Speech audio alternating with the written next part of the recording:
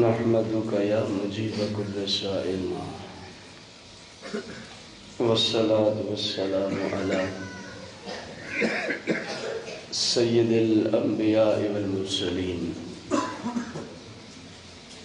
مولاي صلی وسلم دائما ابدا علی حبیبک خیر الخلق کلہم فلما احس عیسی منهم الكفر قال من انصاری الی اللہ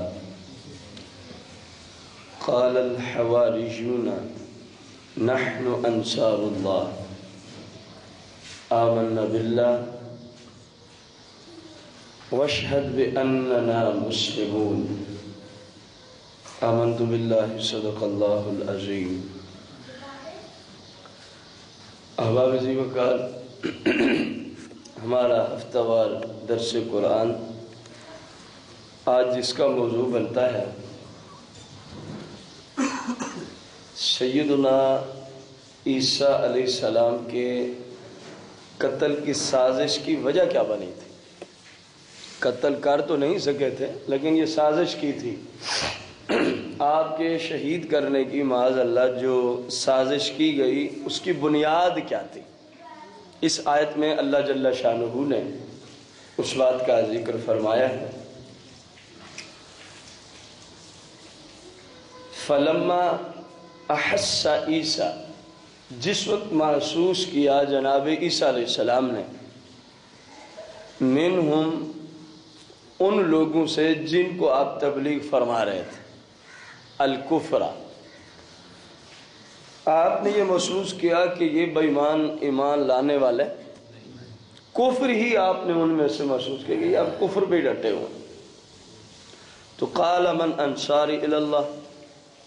آپ نے فرمایا کون ہے، من کون ہے تم میں سے، انصاری جو میری مدد کرے۔ کیا فرمایا، کس نے فرمایا؟ اللہ کے نبی نے، اور کن سے؟ جو ماننے والے تھے چند، ان کو فرمایا من تم میں سے کون ہے انصاری جو میری مدد کرے، جو میری اللہ، اللہ کے دین کے لیے۔ قال الحواریون، تو حواریوں نے کہا نحن انصار اللہ، ہم ہیں اللہ کے دین کی مدد کرنے والے،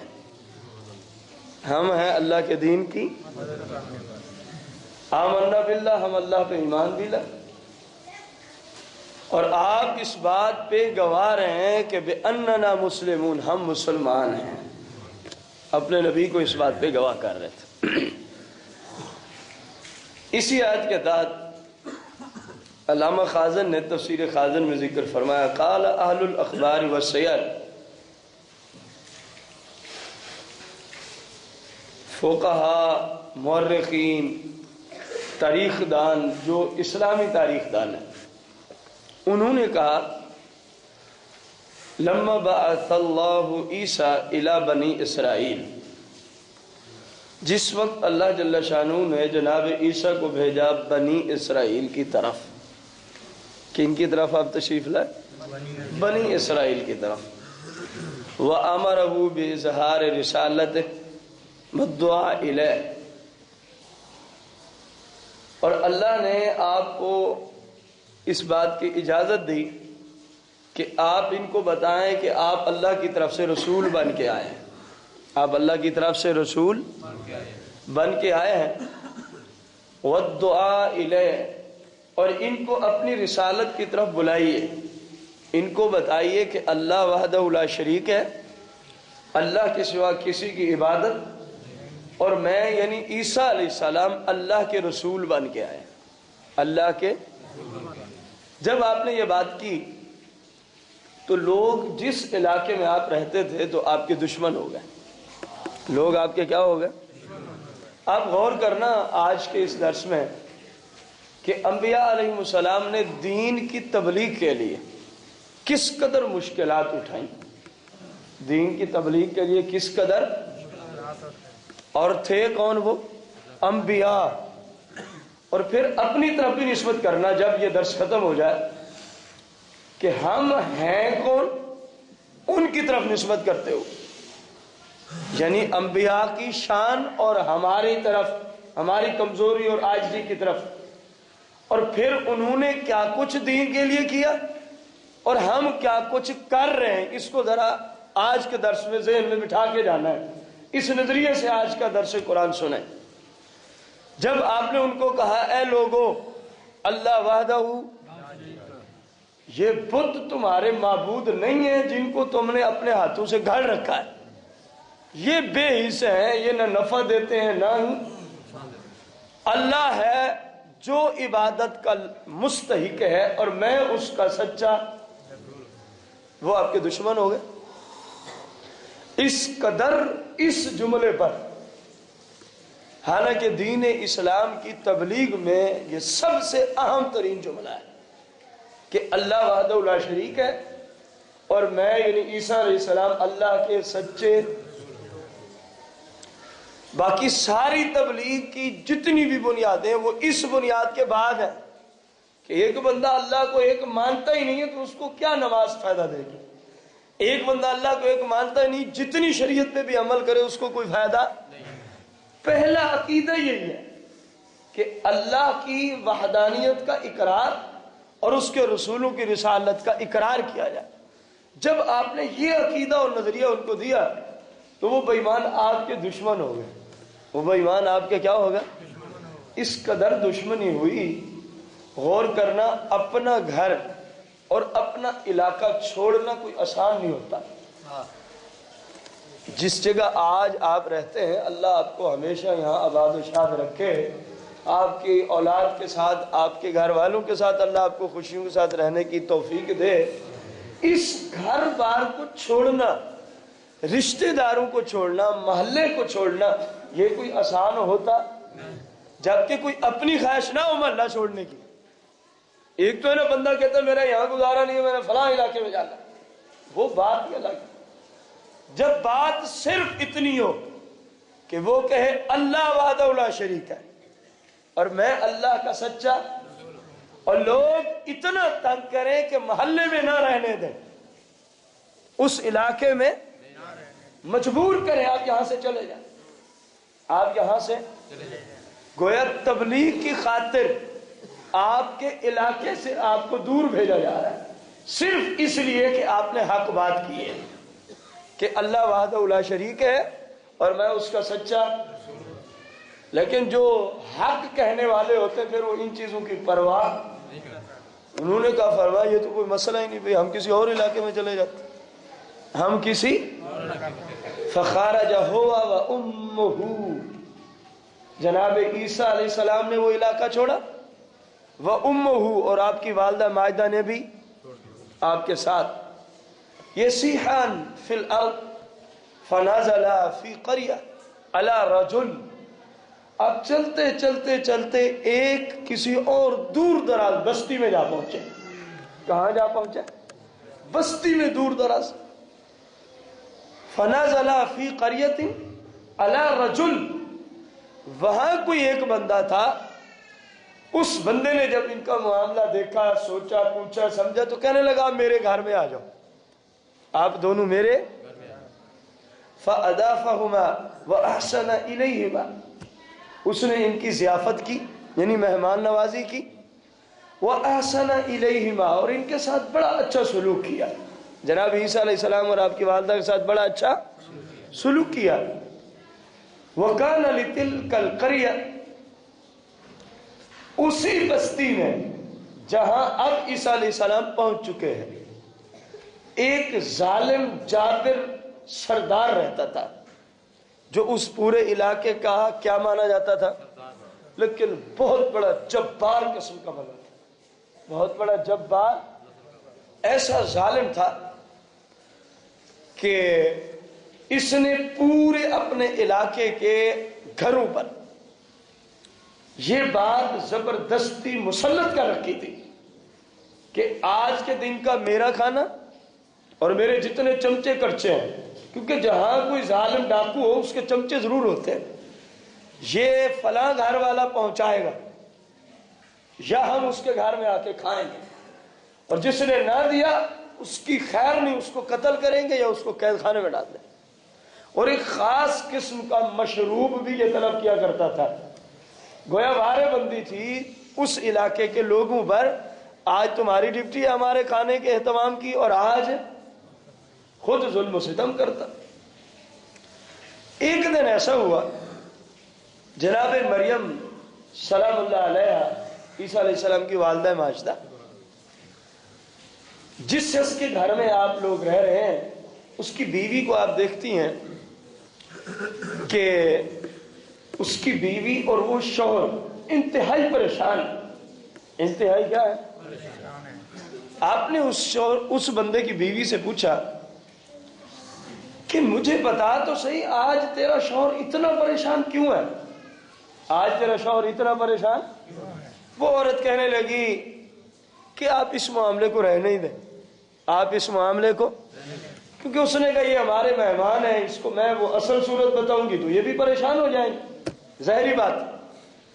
آپ نے فرمایا نہیں نہیں، فقالت مریم نے پھر اس کو فرمایا کہ تو اس طرح کر، مجھے اصل بات بتا، لعل اللہ ان یفرج کربۃ، ممکن ہے اللہ تعالیٰ تیرے گھر والے کی پریشانی کو دور کر دے، کیونکہ آپ تو جانتی تھی نا کہ میرا بیٹا جو دعا کرے اللہ قبول فرما لیتا ہے، اس لیے پوچھ رہی تھی بتاؤ ممکن ہے اللہ پاک تیری اس پریشانی کو دور۔ پھر اس عورت نے کہا، قالت المرأة ان لنا ملکا جبارا، کہ ہماری اس بستی میں ایک جبار قسم کا، ظالم قسم کا سردار رہتا ہے، اور وقد جعل علی کل رجل، اس نے کیا کیا ہوا ہے کہ ہر ایک گھر پر ڈپٹی لگائی ہوئی ہے کہ فلاں فلاں دن کا کھانا فلاں فلاں کے ذمہ ہوگا، فلاں فلاں کے۔ آپ نے فرمایا یہ کون سی کوئی پریشانی والی بات؟ وہ عورت کہنے لگی کہ آج ہماری باری ہے، آج، اور ہمارے پاس نہ تو اس کے لیے کوئی کھانے کا بندوبست ہے اور نہ اس کے لشکر کے لیے، کیونکہ وہ اکیلا نہیں آتا تھا، چمچے کرچے بھی ساتھ، ہوا وجنودہ، وہ خود بھی آتا ہے اور اس کا پورا لشکر بھی ساتھ آتا ہے۔ ہمارے پاس تو ان کے لیے نہ کچھ کھانے کے لیے اور نہ وہ خاص قسم کا جو مشروب وہ طلب کرتا ہے، اس زمانے میں اور اس شریعت میں وہ حلال تھا، وہ کیا تھا؟ ہمارے پاس وہ بھی نہیں، اور اگر ہم نے یہ نہ کیا تو پھر ہماری خیر بھی نہیں، تو پھر ہماری ادھر ہے نہیں کہ ہم کریں کہ جان چھڑا لیں، ادھر نہیں کرتے تو ہماری خیر نہیں۔ آپ نے فرمایا یہ کوئی مسئلے والی بات نہیں ہے، یہ کوئی اتنی بڑی پریشانی والی بات نہیں ہے۔ وہ عورت حیران رہ گئی کہ جو خود اپنے علاقے کو چھوڑ کے آئے ہوئے، اپنے گھر بار کو چھوڑ کے، اپنے دوست احباب کو چھوڑ کے، اور ہمارے مہمان ہیں، وہ ہماری پریشانی یہ کھانے والی کس طرح، اور پھر کوئی ایک بندے کا کھانا نہیں، نہ جانے وہ کتنے ظالمین تھے۔ ہوا وجنودہ کے جو الفاظ ہیں وہ بھی اور اس کا پورا لشکر بھی آج ہمارے گھر میں ہے۔ آپ نے فرمایا یہ کوئی بات نہیں، میں اپنے بیٹے سے بات کرتی ہوں، یہ معاملہ میرا بیٹا تمہارا حل فرما دے گا۔ جناب مریم سلام اللہ علیہ اپنے بیٹے جناب عیسیٰ علیہ السلام کے پاس ہے، فرمایا جن کے گھر میں ہم رہتے ہیں بیٹا یہ مسئلہ ان کو پیش ہے اور وہ انتہائی پریشان ہے، آپ اس طرح کریں کہ اللہ سے دعا کریں، اللہ تبارک و تعالی ان کی اس پریشانی کو۔ فقال عیسیٰ ان فعلت ذلك وقع شر، فرمایا امی جان میں آپ کی بات ٹالتا تو نہیں ہوں، لیکن میں آپ کو یہ بتا دوں اگر میں نے یہ کر دیا واقع شر تو مسائل کھڑے ہو جائیں گے، تو مسائل کھڑے مستقبل میں ہمارے لیے یہاں رہنا بھی مشکل ہو جائے گا، یہاں رہنا بھی۔ فقالت مریم، آپ کی والدہ نے فرمایا کوئی پرواہ نہیں، تو ان کی پریشانی کو دور کر دے، اگر اس وجہ سے ہمیں پریشانی اٹھانی پڑی تو ہم اٹھا لیں گے،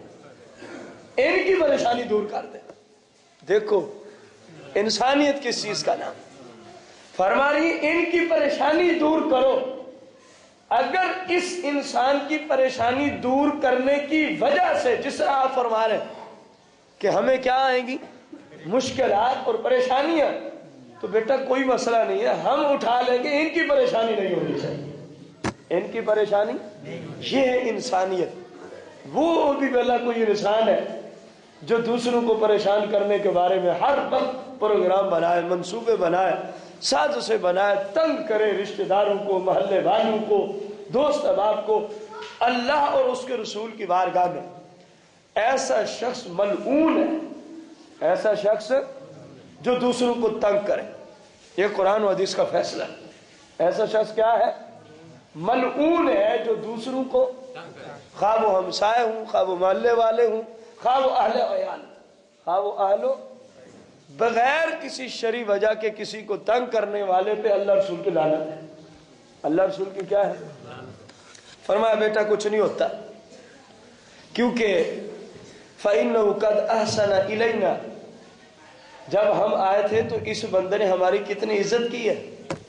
اب ہم اس کو اس کی عزت کرنے کا بدلہ دینا چاہتے ہیں کہ اس کی یہ پریشانی دور ہو جائے، بھلے ہمیں اٹھانی پڑے۔ فقال عیسیٰ، آپ نے فرمایا چلو ٹھیک ہے، اس مرد کو کہو کہ کسی برتن میں پانی ڈال دیں، کسی برتن میں جس کو وہ ہنڈیا کے طور پہ استعمال کرتے ہیں، ایسے کسی برتن، اور جیسے برتن میں یہ لوگ وہ خاص قسم کا مشروب بناتے ہیں، اس کو کہو اس میں بھی پانی ڈال دیں، اس میں بھی کیا ڈال دیں؟ اب جہاں سے سالن تیار ہونا ہے وہاں بھی پانی، اور جہاں سے خاص قسم کا مشروب بننا ہے وہاں بھی پانی ڈال دیا گیا۔ جناب عیسیٰ علی نبینا علیہ الصلوۃ والتسلیم نے اللہ کی بارگاہ میں دعا کی، اے مولا جس طرح وہ چاہتا ہے، بات ان کا جو ظالم جابر سردار ہے، جتنا کھانا ان کو کفایت کر جائے، اور جیسا وہ چاہتا ہے آج، اور جتنا مشروب ان کو کفایت کر جائے جیسا وہ چاہتے ہیں، یا اللہ اس پانی کو تو ویسا ہی کر دے، اس پانی کو تو ویسا ہی کر دے۔ پھر آپ نے اس بندے کو کہا اب ذرا دیکھو ان میں کیا ہے۔ جب اس شخص نے دیکھا تو کیا دیکھتا ہے کہ اس کے اندر سالن گوشت کا تیار ہے، شوربے والا سالن گوشت کا تیار ہے، اور وہی پانی خاص قسم کا مشروب بن چکا ہے، خاص قسم کا مشروب۔ شخص بڑا حیران رہا، لیکن اس کی تو مشکل دور ہونی تھی، وہ دور ہو گئی، وہ ظالم آ گیا، اس کے ساتھ جو اس کے چمچے کڑچے تھے وہ بھی آ گئے۔ جس وقت اس کے سامنے وہ ظالم بادشاہ کھانا کھا لیا اس نے، اور اس نے وہ خاص قسم کا مشروب پی لیا، وَأَقَلَ مِنْ ذَلِكَ الطَّعَامُ وَشَرِبَ مِنْ ذَلِكَ الْخَمْرَ، جب اس نے خاص قسم کا مشروب بھی پی لیا اور کھانا بھی، قَالَ مِنْ أَيْنَ لَكَ هَذَا الْخَمْرُ، کہنے لگا او بھائی یہ جو آج تو نے ہمیں کھانا کھلایا ہے اور یہ خاص قسم کا مشروب پلایا ہے، أَيْنَ لَكَ، بتائیے تو کہاں سے لا کے آیا؟ ظاہر ہے دنیاوی چیز اور ایک نبی علیہ السلام کا کسی جگہ سے، ہم تو یہی کہیں گے جنت سے منگوایا جا رہا تھا، اس کو منگوانا اس کے کھانے میں کوئی فرق ہوگا کہ نہیں ہوگا؟ بادشاہ نے، اس ظالم سردار اور بادشاہ نے سوال کر دیا، من این لک ھذا الخمر، بتائیے کہاں سے آیا؟ فقال الرجل هو من ارض کذا و کذا، بھئی ہم فلاں فلاں جگہ سے لے آئے، یہ ہم فلاں فلاں جگہ سے، کیونکہ وہ جانتا تھا کہ یہ ظالم ہے، اگر میں نے پوری بات بتا دی تو یہ کوئی اور ظلم کھڑا کر دے گا۔ فقال الملک، فرمایا اس علاقے کے تو میں نے پہلے کھانا کھایا ہوا ہے، مشروب پیا ہوا ہے، اس میں ایسی لذت تو میں نے محسوس نہیں کی جس علاقے کے بارے میں آپ کہہ رہے ہیں کہ یہ اس علاقے کا ہے، کیونکہ یہ تھا ہی ظالم، مختلف علاقوں سے لوگوں سے کھانا کھایا کرتا تھا۔ وَلَيْسَتْ مِثْلُ هَذِهِ، وہ اس جیسا نہیں ہے جس زمین کا تو کہہ رہا ہے۔ فَقَالَ هِيَ مِنْ أَرْضٍ أُخْرَى، اب اس شخص نے اور کیا کرنا تھا، اس نے کہا نہیں نہیں اس زمین کی نہیں، میں فلاں علاقے سے لایا۔